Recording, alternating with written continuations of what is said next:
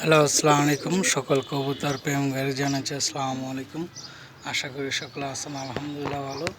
তো আপনাদের মাঝে নতুন করে নিয়ে আসলাম একটা ভিডিও, খুবই সুন্দর, খুব দারুণ একটা ভিডিও।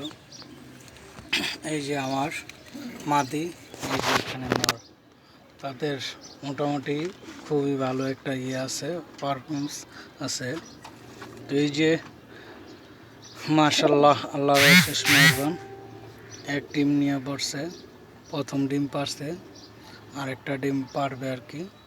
তো আমি বলতে চাইতেছি কি, যেইটা আমার ডিমের খুব তাড়া ছিল, বেবি নেওয়ানের খুব আগ্রহ ছিল, ওই টাইমে অনেকগুলোর মিলাইতে পারছি, অনেকগুলোর জোড়া মিলাইতে পারি নাই, বসাইতে পারি নাই, ঠিক মতন বেবি নিতে পারি নাই।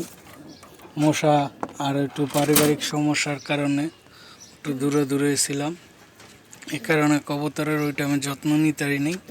ওই টাইমে ডিমও দেয় না, অনেক কষ্ট। আর এখন ডিম নিতে চাই না, ডিম পারতাছে। তো এই জোড়ারও ডিম নিব না, কী কারণে আমি নতুন একটা পেয়ারিং দিছি, দেখছেন কিছুদিন আগে, আর একটা জোড়া বসাইছি। তো আমি এগুলার বেবি নিছি তার আগে এক পিস, এই কারণে আর কি আর ডিম নিব না। ওই যে মাশাআল্লাহ দেখতে পাচ্ছেন দুইটা বেবি, এই দুইটা বেবি থাকুক, এই ডিমটা আমি সরাই ফেলাবো।